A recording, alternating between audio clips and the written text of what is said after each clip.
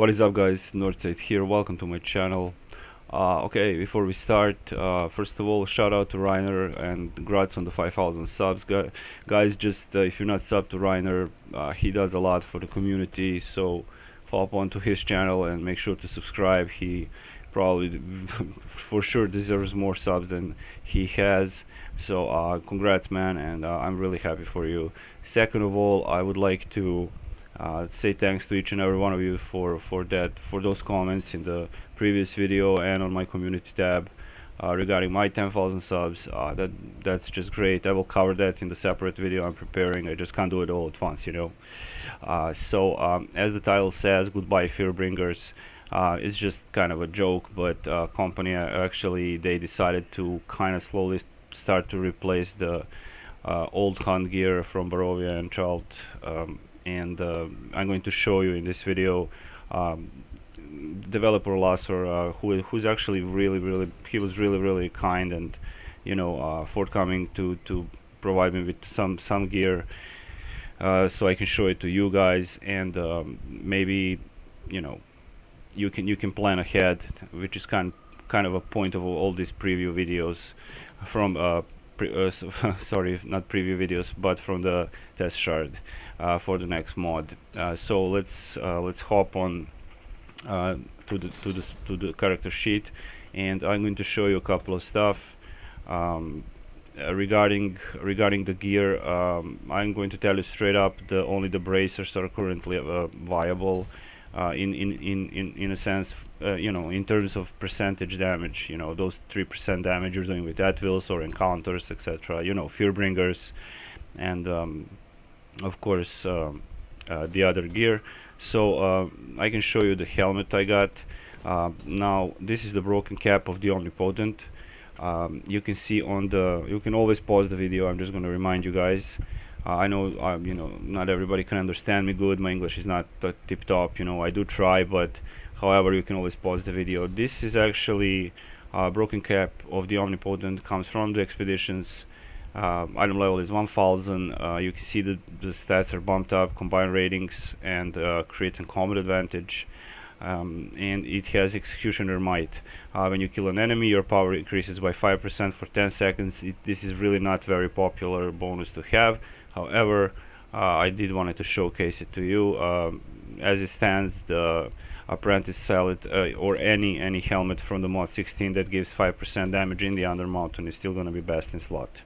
So this is the helmet. I think I also got one more that I can show you. I think this is it. Leafy disguise of the wanted. Yeah.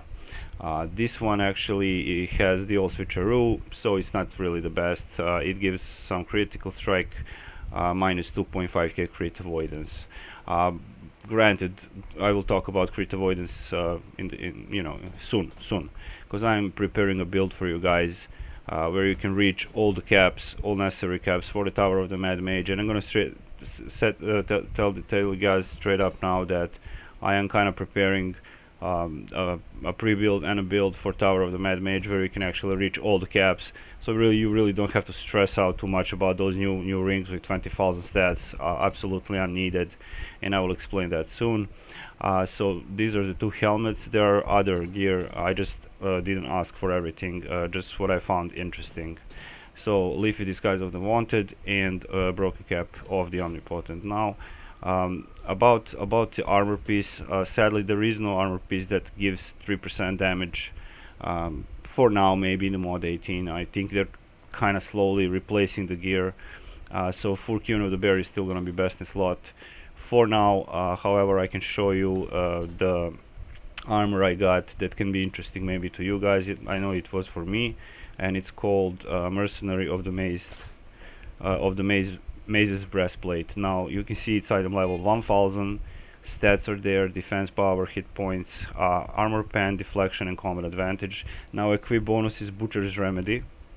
When you damage or heal your target for more than 15% of your maximum hit points in a single blow, you gain 1% of your health back.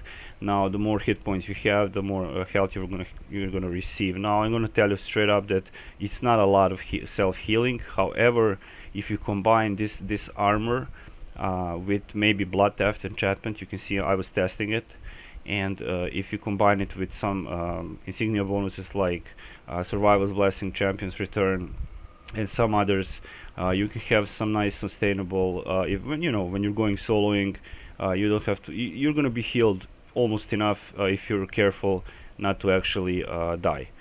I can't guarantee that, but it is an interesting piece of armor. However, it does not give any percentage bonus damage wise. So I'm gonna just leave it here for the showcase. Now about the bracers, this is actually very interesting. Just as a reminder, Fearbringers, your at will and encounter powers do 3% more damage, but your daily powers do 30% less damage. We can debate that daily powers are not important anymore. However, in my build video, well, one of 3 build videos I made, I didn't feel comfortable using Fearbringers because of the I mean, if I have that one daily, I really don't want him to hit for 30% less damage with the current action point gain, which is very low. However, it's all a personal choice. Now the replacement for this could be one of 2 things. Now we got Templar of the Twilight braces, item level 1000.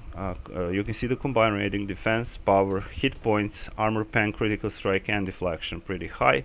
And we have an equip encounter perk. Your encounter powers do 3% more damage. So this is like a replacement for terror grips, if I'm not mistaken. If I am, just correct me in the comment section. You can see that your encounter powers do 3% more damage, and combined with Heals of Fury, your melee powers do 3% more damage. So there we go. This is all kind of bumping up the stats so you can reach these stats you can see on the right side here. Mind you, my power is a little low, however I am still experimenting, but you can see that my armor pen is 80k, defense 80k, critical strike 80k, critical avoidance is currently 70k. However, I managed to get it to 80,000. So you do know, most of you know, that you're going to need high defensive stats to even, and high hit points to even survive in the Tower of the Mad Mage. So good luck with that. You can see the accuracy is 80,000, and I went overboard with combat advantage. But however, I said I'm still I'm still messing around with the stats. Usually it's around 130k, 131k. So I like to min max, and I like playing with the numbers, and that's the whole point. I'm kind of doing this video actually as a announcement. I will provide you with the gear and the combination of gear that you can actually use, so you don't have to really stress about too much from the very hard trial. It was needed. I know there's a lot of controversy going on about it, but just don't worry about it too much. I will provide you with gear, a combination of gear, all the new gear that you can get these stats actually. Now, as I said, these are Templar of the Twilight braces, comes from the expeditions, where your encounter powers do 3% more damage. Alternatively, you can use Sentinel of the Star bracers, which are these. You can see the combined rating, you can see the item level is the same, 1000. Now this one is giving 2000 crit, 800 deflection, and we have an at-will perk. Your at-will powers will do 3% more damage, and we have here your melee powers 3% more damage. So as you can see, they kind of spread out. Fearbringers were giving at-will, your at-will and encounter powers do 3% more damage, So it's all up to you guys to decide. I am kind of glad that they actually at least give us one piece of gear that's giving percentage bonus. Minus the helmet. Helmet is since the mod 16, 5%, but only in the Undermountain. So this Sentinel, as you can see, Sentinel of the Star bracers are pretty cool. At will powers do 3% more damage. I was playing mostly with Templar of the Twilight, so I can, the encounters are the highest hitting stuff in the game, so why not pump them up a little bit. Reinforced modification power, everything is the same. So these are the 2 variants, and I can show you the PvP one that are actually interesting. Again, thank you, Lasser, for providing. These are the Star Rovers bracers, And if you look at the stats now, these are actually PvP. This is actually PvP gear. Item level 940 in PvP 1000, and it has serpentine equip bonus. When you are moving for 3 seconds, your damage is increased by 1%. This effect stacks up to 5 times, and it is removed if you stand still longer than 5 seconds. So it's okay. It's at least it's not 3 seconds. So you know, you can move for 3 seconds, whack the target, keep moving again. But I'm not sure. I would need to test a lot to see if I can actually reach or more than 3 stacks. Eventually 5. So there is a potential that you can actually maybe gain those 5% damage. So I just thought it would be interesting for you guys, and this is one of the. I went through the entire collection, of course. Pardon me, but this is these bracelets are actually pretty cool. Also, it's a class-wise. I am moving a lot as a barbarian, and you know, if I want to stand still, you know, I have to time everything and drop those encounters because you do really need to think with your head a little bit now, even though the game is totally fucking dumbed down. You know, no matter what certain people are saying, I'm not gonna name anybody. This is actually awesome. Anyway, I digress. So as I said, these are the 3 pieces of bracers that I found interesting. I can show you actually Heels of Fury, or let me see, Boots of the Alpha, if you remember. Sorry, pardon me, Boots of the Wild. Your right willpowers do 3% more damage, and Heels of Fury 3% melee powers do 3% more damage. Pretty much the same. However, I can show you Templar of the Twilight Sabatons. They are not providing any percentage damage, you know, like Heels of Fury and other old hunt gear. As you can see, they're item level 1000, also coming from the expeditions. 1000 armor penetration, 800 deflection, 1000 combat advantage, and the equip bonus is Dead Defiler's Haste. You gain 2.5% movement speed for each enemy you're engaged in battle to the maximum of 12%.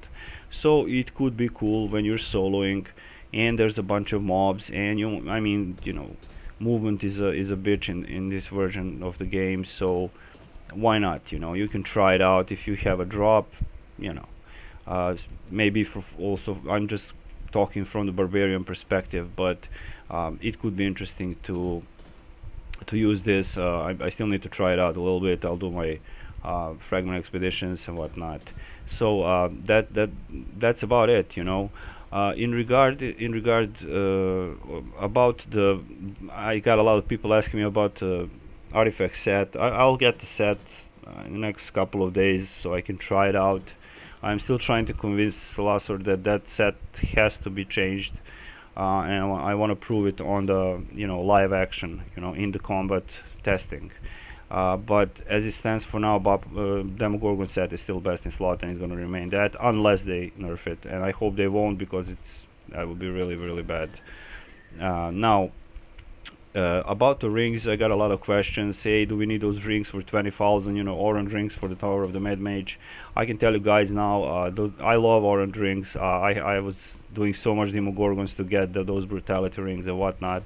However, combining Shadow Stalker ring with the Ebonized ring, which I don't have currently, will provide you enough raw damage, 2% or 2.5% from the Shadow Stalker and 3% from the Ebonized ring, which is more than enough to be effective and do more damage.